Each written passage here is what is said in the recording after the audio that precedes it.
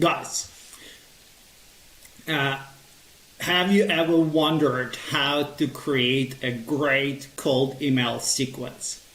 So recently I signed up for Insightly CRM. I signed up for it like almost a month ago. And Insightly, look, they are experienced at sales, they have great sales team, and they know how to do cold emails. And after I signed up, I received 7 cold emails from them. And when I'm looking at those cold emails that they sent me after I signed up for Insightly CRM, those cold emails, they fit what is the industry standard of cold emails. So what I wanted to do is to create myself a similar cold email sequence and to show you how Insightly does it, what is an industry standard of cold emails, and maybe give you also some ideas of how to create great cold emails. So first of all, look what this is. So I signed up for Insightly trial, I switched it to a free version a couple of weeks later, and then I received several of emails, right? So this is my presentation, by the way. No, this is my presentation. Yes, so how to create effective cold email sequence. I should be starting from this slide. But the juice is here in these 7 cold emails that I received from Sean Sean, sorry. But look, we're using it as an example. So first of all, look at this. There are 7 cold emails. And actually there's been a study from InsideSales.com saying that 7 touch points is ideal number of touch points in cold outreach. Up to 7 touch points, your chances of getting a response from your prospect are going up. And after 7 touch points, they think you a spammer and they stop responding as well. Now, this is a first key differentiator here. Do not send one cold email. So let me put it here. Right, so let's look at this cold emails and what's the first lesson that we can clearly see from this top-notch example. 7 touch points. Right. Do not send one cold email. Right. And there are a bunch of reasons for that. Like, look, people don't know who you are. They receive one cold email, easy to ignore. But when they see several, they're like, oh, this person is trying to reach to me. Right. So there's gazillions of reasons to do 7 touch points, not just one. It's just people finally get used to you. They see that you're a good guy, a good girl, and they finally realize that you actually want to work with them. Now, I noticed that Insightly is using only cold emails. Just a slight deviation here that I'll notice is that if for Insightly it's good to use only cold emails, that's the minimum investment, and I bet those cold emails, they are just an automated sequence. They just put my email address and my name in there and everything else comes out automatically. It's the minimum investment for them. In my case, I invest way more in my prospects. So out of those 7 touch points, I'll do LinkedIn connection and I'll do a cold call. So I can afford each of my clients has way more value for me. So I can afford spending way more effort into try and book a meeting with them. So in my case, I'll be doing 5 touch points by email, and right now I'm doing only 2 touch points by email. I want to increase it to 5, and then I also do a LinkedIn connection request and a phone call, or if it's a voicemail, then it's going to be a voicemail. Now let's look at timing. So we have July 6, July 8, July 13, July 15, July 16, July 19, July 21.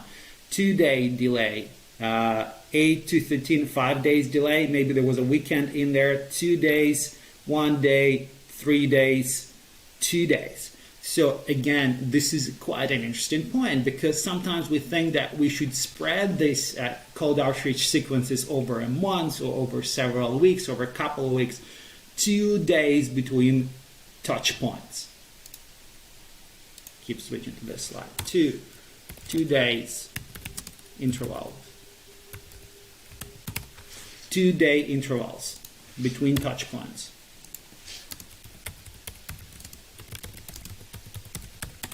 All right, remember that. And actually, I'm curious what happened here. So from July 8 to 13, I'm curious. Let me look at my calendar. Maybe it was a weekend. So August, July 8. Yeah, so July 8 was Thursday. And if they sent me 2 days later, it would have been on Saturday. So they did 1 day, 2 days, 3 days. So there was like a 2 day from 8 to 13. It was just 2 or 3 day interval here. Right. Now, let me show you something else. Massive mistake that all of my potential clients are making. And so look at this emails. What do you see here is there is no walls of text. It is a sentence, call to action. 1 sentence, 2 sentences, 3 bullet points, call to action. 1 sentence, 2 bullet points, call to action. 1 sentence, call to action. 1 sentence, 3 bullet points, another sentence, call to action. 1 sentence, book a chat here, call to action. So, no walls of text. 3 sentences.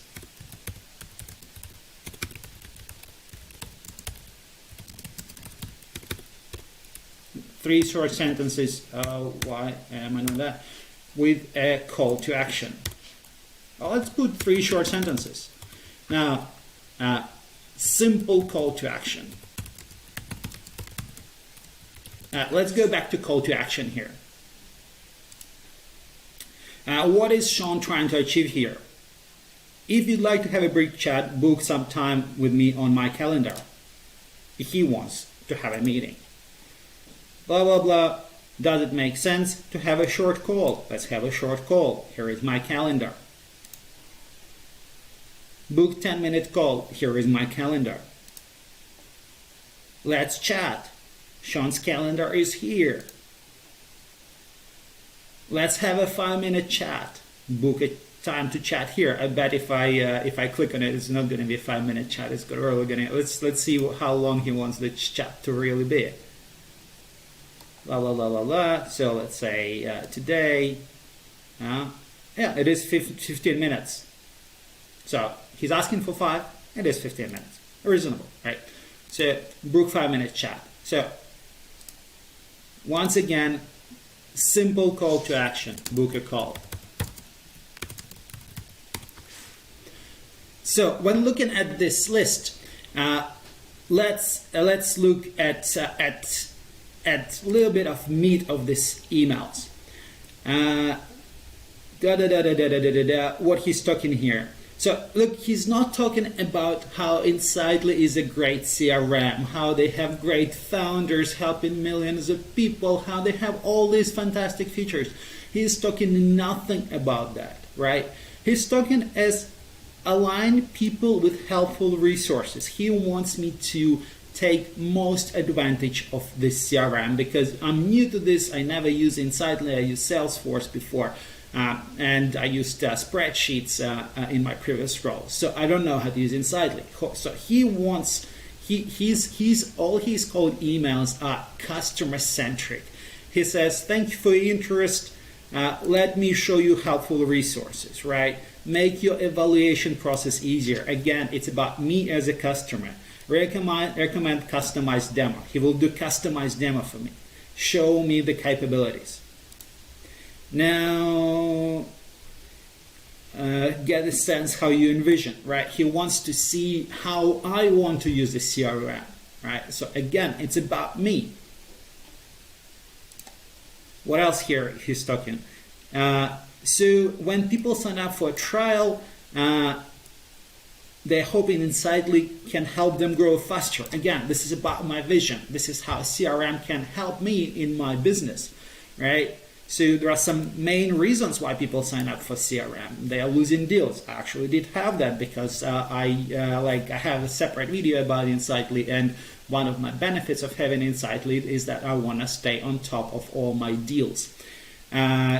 Gaining visibility in team activity doesn't apply to me. I don't have a team. It's just myself predicting sales results. Again, I'm looking forward. I'm predicting what sales and what closes I can get in the next couple of months.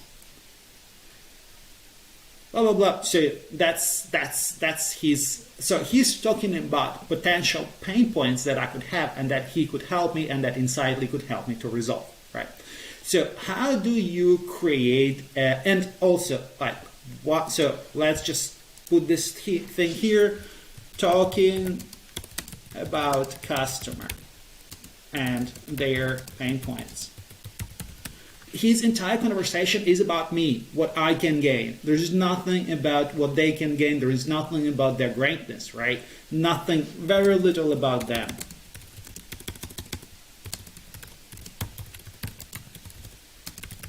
Now, there is another thing that I noticed here that I wanted to tell you about, but I am forgetting what it is. Oh, yes. And look, how he always talks about booking a meeting, but all he does is he's just paraphrasing that call to action. He's paraphrasing, he has several pain points. Each of those cold emails is about separate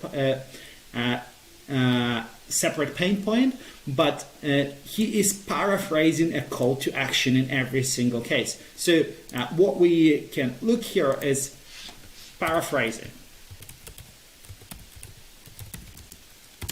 So we have customer pain points and we have paraphrasing, especially when it comes to, especially with calls to action. Right. So that's another pain point. Now, what I want to do is to show how I will be creating a similar sequence for myself. So let me go to a document file and start creating a sequence like that. To do that, what I'm going to do is to list, so what I do is sales coaching. I do it for tech startups and for tech startup founders, for entrepreneurs that launched their business, that have a product to sell. And let me list, so what I'm going to do is I'm going to start with several pain points that my customers experience. I'm going to create those, write down like 5 to 7 main pain points, describe them briefly, and based on those pain points, I'm going to create cold emails. So what are the main pain points that my customers experience? So first of all, first email will be about me understanding, me reaching out to them, telling them that I'm reaching out to them because I see that they've created an interesting product. So, John, I see that you have created a new protein purification system. Great technology.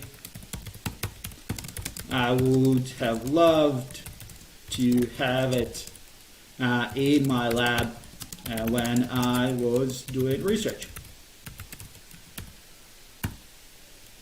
So here I just demonstrate that I actually not just a Bitcoin guy sending them information, some spam email, but I'm actually a professional playing in his market. I understand what he's working on and actually put a bit of work into looking at his website, and I'm also using a name that I got from LinkedIn.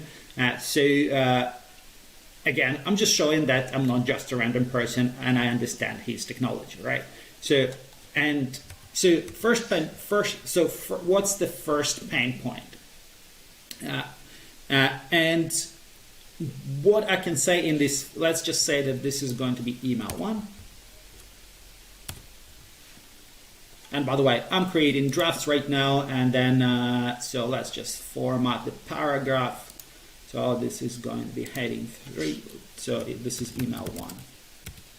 Well, and as a subject line, I'll just put from this person's website is, I would say, a microchip-based protein purification, for example.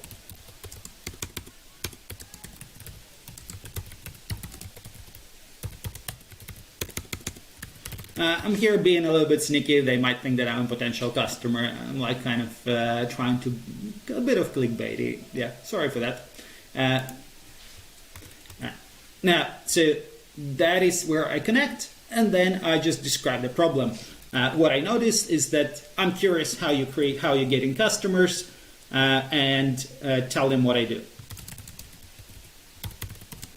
How you are selling your system.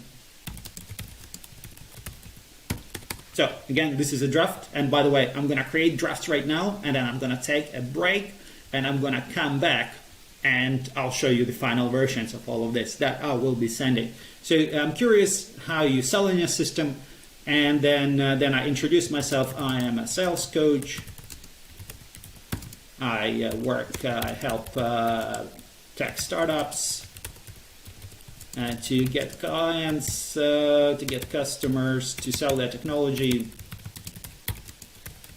or to get ideal customers, to connect with ideal customers using cold outreach. Again, what you guys see here comparing to Sean's cold emails here, no walls of text, very short, very brief. Subject 1, 2, 3, and then call to action. Let's have a chat about best ways of selling your technology.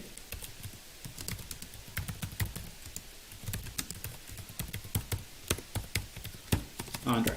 All right, so this is my cold about the best ways of selling your technology. So this is my first cold email. Now, let's create a second cold email. So I'm actually creating here 5 touch points because I'm going to have 2 touch points, one on LinkedIn, one by cold call. This is how I'm going to initiate my sequence.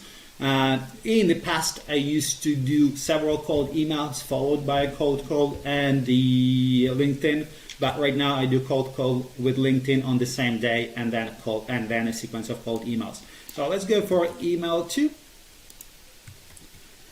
Very easy way of doing subject. Let's look at the subjects that Sean has here. So some of his subjects are just read. Very easy. You cannot come up with the subject, is just read. We are replying to our previous thought, microchip-based protein purification. Boom.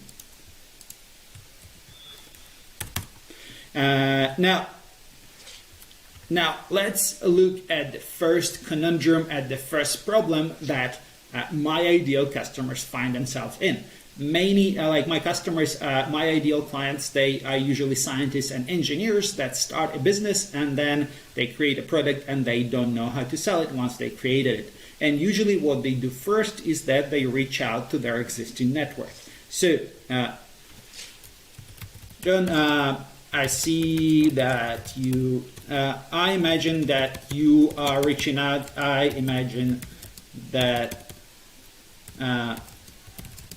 you have already reached out, that you have reached out to your professional network and told them about your product, right? So, and then I'll say about something, but so again, that's something that he has done. This is the first thing that people do when they start a business like this. And I demonstrate, I join the conversation in their head. I demonstrate that I understand what's happening in their world. And then I say, if you're, I hope you signed up a few customers that way, but you also probably noticed that personal network is not the way that you can build a long-term sustainable business. You can only get a few customers that way, and then you hit a wall. So that's going to be my second email. And what I'm going to do is just keep going like this until I hit several pain points and create several cold emails based on that. So guys, I'm going to take a little break because I actually have a time block where I'll be doing something else. And I'm going to create a few of these emails. I'm going to create drafts. Then I'm going to show you drafts. And then I'm going to have another time block where my head is fresh. So probably in 3 days total, I'll create all of these 5 cold emails based on what Insightly does. So for you, it's going to be one video. But for now, I'm taking a break. So I'll show you, the next step is to show you 5 cold emails, 5 drafts of cold emails. Guys, so you are watching this in one go, but I took 2 day break. So let me continue. So the reason I took a break is because I wanted to create good quality email copy for the 5 cold emails that I was creating. And for me, my copywriting skills are top notch. When I wake up in the morning, first thing in the morning, my brain is sharp. I can sit down and create a good quality email copy. So this is what I did actually yesterday morning. I woke up and I looked at my email 1, email 2, email 3, email 4, email 5, and then I have option to what I would leave after leaving a voicemail to a client. So, and again, what I've been trying to do is to create something similar that Sean Fontaine, hey Sean, sorry if you're watching it, thank you for sending those emails, sent me from Insightly. So I wanted to create quality cold emails that I can send one after another with a 2 day intervals to my prospects. And a crucial element of this cold emails is first cold email is if you look here, let me show you.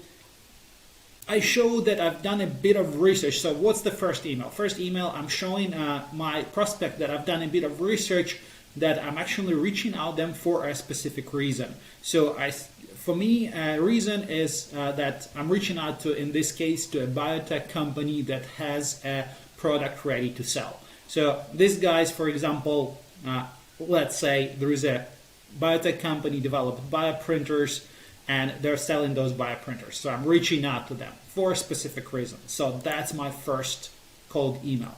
Now, second cold email here, I'm following Sean here from Insightly, and what I'm doing is I'm looking, I'm for the rest of the emails, I'm looking at what pain points, what problems, what conversations inside of their heads my prospects have, what problems they have when it comes to sales.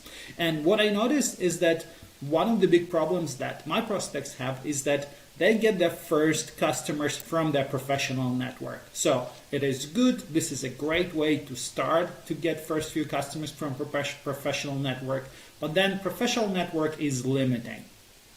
You get this many people, but then if you want to keep growing, you cannot rely just on professional network. So my second email appeals to that reason, appeals to that their pain point, that many tech startups get their first customers from professional network, but then it's limiting when it comes to growth. So that was my cold email, and again, I have simple call to action here. Let me show you how to do cold outreach. So it's a call to action, the same in all in all emails in this sequence. And it's just paraphrased between different emails. Let's look at the third email. So here's another pain point that my prospects, that my ideal customers have. When they are doing sales, they can have customers or they can have ideal customers. And a typical problem that people I talk to, the business owners, entrepreneurs, have in biotech and in technology in general, if they get their leads from networking, if they get their leads from random inquiries on their website, they get customers, but there are those nice, juicy, ideal customers somewhere out there. So that's the problem that I'm appealing to. So if you get people from personal networks or from personal network, you get someone. But there are ideal customers there that will bring you more money, that are fun to work with, that solve exactly the kind of problem that's easy for you that have exactly the kind of problem that's easy for you to solve. So those are the ideal customers that you would want to go to. And that is the essence, the point of my third email.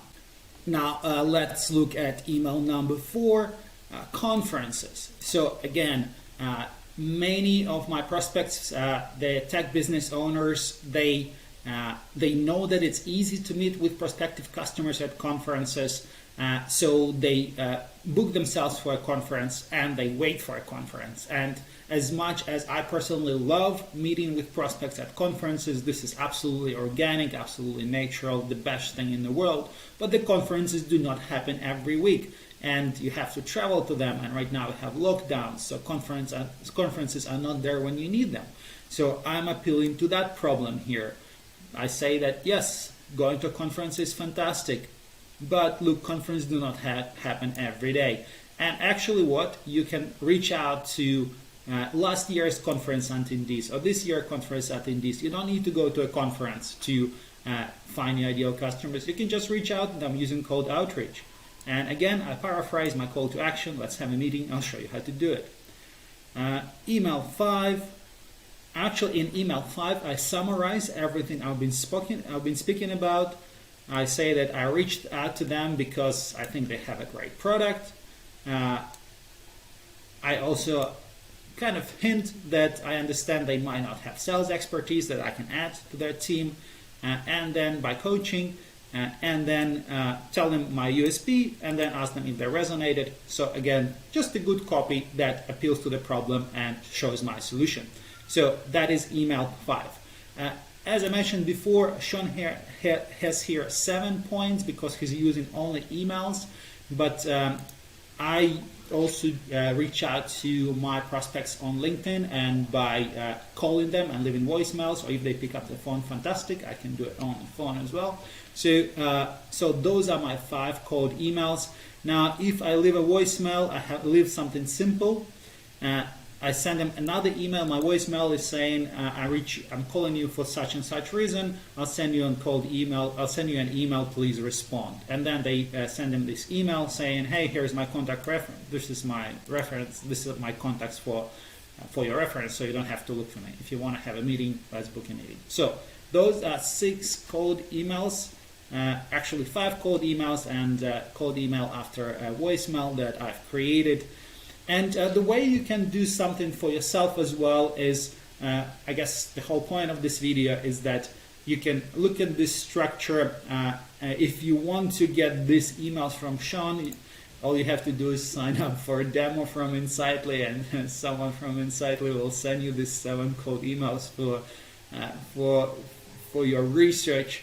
Right. By the way, do not ignore cold emails. Learn from them. Right. So you can do that, and then to customize, to make something similar, what I'm doing here is I'm listing the typical problems my customers have when it comes to my area of expertise, and I'm appealing to those problems and trying to book a meeting. So that is it about creating email copy.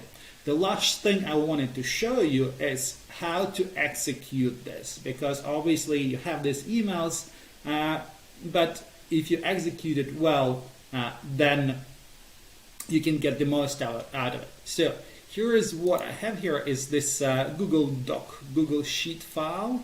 Let's see if we can fit everything in one window. Yeah, we can, I guess. And this is where I track my cold outreach sequence and the results that I get. Just for the privacy purposes, this is actually what's happening. I already deleted from this example file, I deleted actual details, so we do not reveal the details of people I'm reaching out to. In the first 4 columns here on the left, I have prospect details. I find these details using LinkedIn Sales Navigator. I have a separate video on my channel on how I do this, but you obviously have your sources where you find your leads.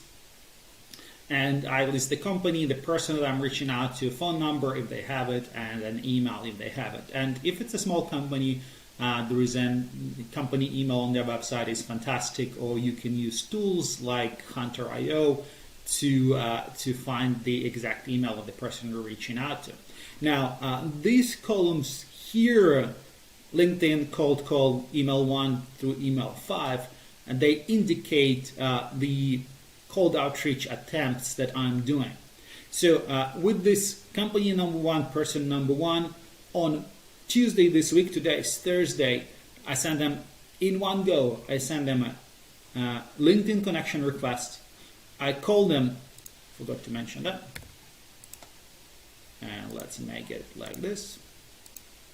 I call them, but they didn't answer, and then I send them right on the bat, I send them a first email. And literally the plan here is that if they didn't respond to this first email, 2 days later, today, I was planning to send them a second email, and then 2 days later, I would send them a third and fourth and a fifth. And after I reach hit 7 touch points. If they don't respond, then that's it. I'm leaving them be for the next 3 months and then repeating this sequence again. But if at any point they respond, then I terminate the sequence and move on. And by the way, with cold outreach, our goal is to get any response. Yes is a great answer. No is a great answer because, look, we're just trying to get to a yes or no. And some people say later, they say, yes, we want this, but we are not ready yet. Reach out to us in a month or 3 months. So that is also an answer. So with cold outreach, we're trying to get an answer. And here for each company, I have company 1, company 2, so on Tuesday, I reached out to 1, 2, 3, 4, 5 companies. I would rather reach out to 20, but I reached out to 5 on Tuesday. Now, let me show you some interesting stuff that's happening here. So first of all, look at these gray areas. So this is actually what happened. So on Tuesday, after I sent a cold email to this company, to this guy, to this company owner, he responded to me on LinkedIn. Right? This is one funny thing. You try to reach to them on 3 channels, but they respond on the one that they choose to. Now, he responded to me on LinkedIn, and we had a good chat on LinkedIn, but then the conversation kind of died there. Now, today, I had an option of sending him a second email, but I had his phone number, so, or I could, here the better option would be to follow up on LinkedIn and reignite that conversation. But I called him, he answered, and we set up a meeting for Monday. So today is Thursday, right on the bat we set up a meeting. So that's a win, and it happened after second cold call. Now look at this company number 2. Let me put my numbers here. So this is going to be 1, 2, 3, 4, 5, and this will be 1 and 2 for today. So look at company number 2. I sent them a LinkedIn connection request, cold, and email 1 in the first day. Today I sent them email 2. And they responded on LinkedIn. This is funny, but this is what happens. So they responded after a second email. Companies 3 and 4 have not responded to any of these attempts for me to reach to them. So I'll be continuing this sequence until they either respond with yes or no later, or I hit 7 touch points. So with these 2 are open.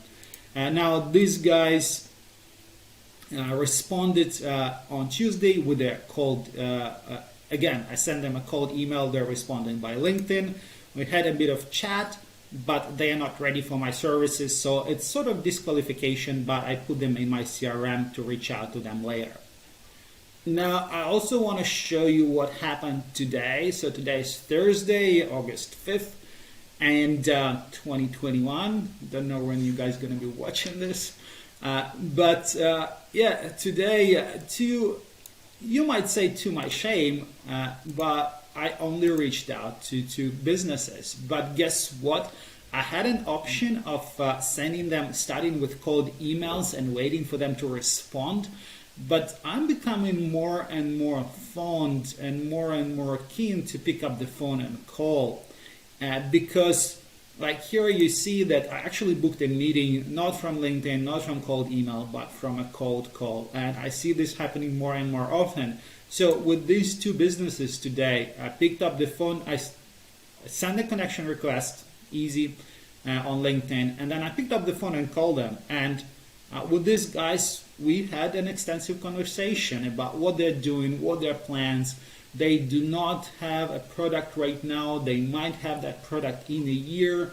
So it's not a good time for us to talk about sales yet, because they need to launch their product, validate their product, and then they're going to go and start selling it. So we just decided to be connected on LinkedIn, and maybe in a year we'll start some sort of a conversation. But I had all that information by just picking up the phone and calling them. And essentially, for my purposes, I disqualified this customer.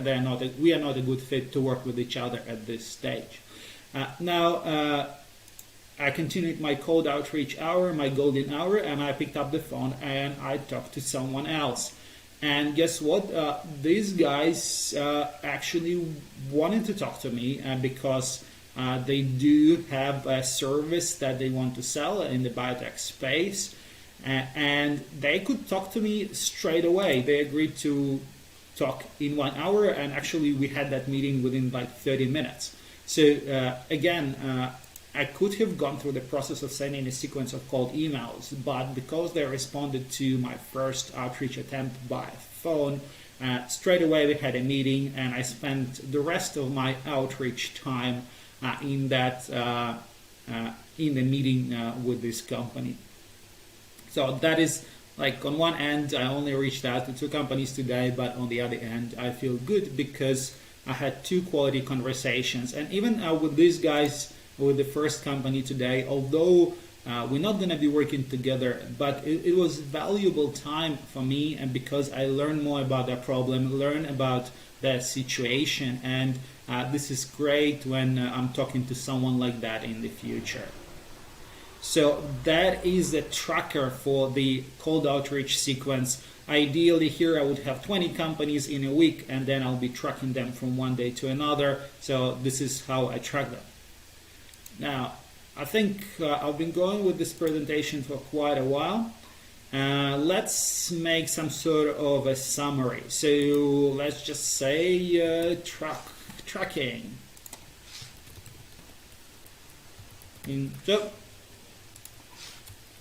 Create a tracking sheet.